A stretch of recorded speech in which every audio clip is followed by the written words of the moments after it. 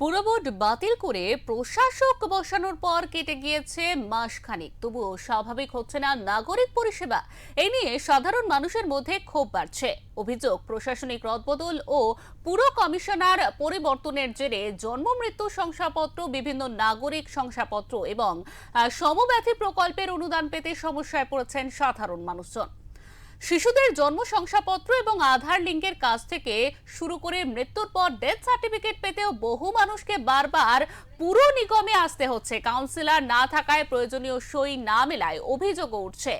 একইভাবে সমব্যাথী প্রকল্পের 2000 টাকার অনুদানও অনেকের হাতে পৌঁছায়নি বলে দাবি। অন্যদিকে বিধানসভা নির্বাচনের আগে কাজের বকেয়া বিল এবং টেন্ডারের এমডিই না পাওয়ায় অভিযোগ করেছেন ঠিকাদাররাও।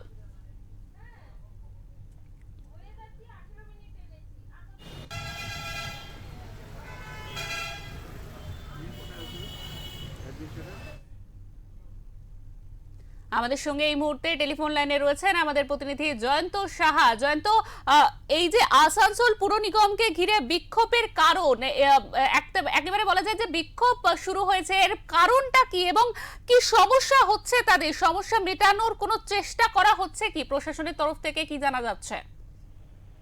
তোমাকে জানিয়ে দিই, আসানসোল পৌর নিগম 1 মাস হলো আধিকারিক পরিচালিত। নতুন বোর্ড করা হয়েছে, মানে পুরনো যে তৃণমূল সরকারের বোর্ড ছিল সেই বোর্ড ভেঙে দেওয়া হয়েছে আসানসোল পৌর নিগমে। সেখানে নতুন আধিকারিকেরা এই বোর্ড চালাচ্ছেন। পৌর আধিকারিকরা মিলে, সরকারি আধিকারিকরা মিলে এই বোর্ডটা চালাচ্ছেন এখন আসানসোল পৌর নিগমে। কিন্তু বেশ কিছু কাজ সাধারণ মানুষ যারা আছেন তারা সুবিধা পেতে আসেন। আসানসোল পৌরসভাতে তারা এসেছেন, কয়েকবার ঘুরেছেন, যেমন জন্মের কাগজ বা মৃত্যুর কাগজ নিয়ে তারা বেশ কিছু সাধারণ মানুষকে ঘুরতে হয়েছে বা ফেরত যেতে হয়েছে। অন্যদিকে আমরা দেখতে পেয়েছি টেন্ডার বিষয়ক কাজ বা বিধানসভা নির্বাচনের আগে যে কাজ করেছে কন্ট্রাক্টর, সেই বকেয়া বিল আটকে রয়েছে। এবার বেশ কিছু সমস্যা ভুগছে সাধারণ মানুষ। একটাই বলছে, আমরা কিন্তু 2-3 বার ঘুরে গেছি। এবার আরেকটা কথা তোকে জানিয়ে রাখি, মারা যাওয়ার পরে সমাপতি 2,000 টাকা দেওয়া কর্পোরেশন থেকে, সেটাও কিন্তু এখন বন্ধ রয়েছে। আপাতত বন্ধ রয়েছে আমরা জানতে পারছি। সাধারণ মানুষ যখন তারা আসছেন 2,000 টাকার জন্য, যখন কাগজপত্র জমা দিচ্ছেন, সে টাকাটা এখনো পাচ্ছেন না। কিন্তু একবার নয়, 2-3 বার তারা ঘুরে গেছেন। তারা বলছে এখনো পরিষেবা ঠিক মতন চালু নয়। যেহেতু 1 মাস হয়েছে বোর্ড, পুরনো বোর্ডকে ভেঙে দিয়ে নতুন ভাবে আধিকারিকরা এই পৌরসভাটিকে চালাচ্ছে, যেটা তার জন্য এই খামতি হয়েছে। কিন্তু হ্যাঁ, আমরা কর্পোরেশনের আধিকারিকের সঙ্গে আমরা কথা বলেছি, ওরা বলেছেন যে যেসব পুকুরিয়াগুলো আটকে আছে খুব শীঘ্রই তাদের পুকুরিয়া ঢালিয়ে দেবো, চলবে, সেগুলো বন্ধ হবে।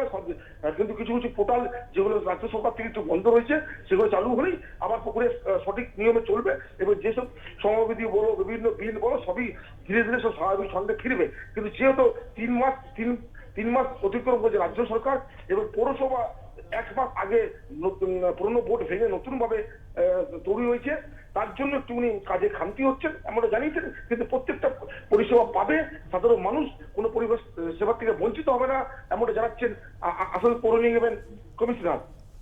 একদমই, তুমি যেমনটা বললে যে পৌর নিগমের যিনি কমিশনার তিনি সাধারণ মানুষকে আশ্বস্ত করেছেন, কিন্তু সাধারণ মানুষ কি এতে সন্তুষ্ট হতে পারছেন?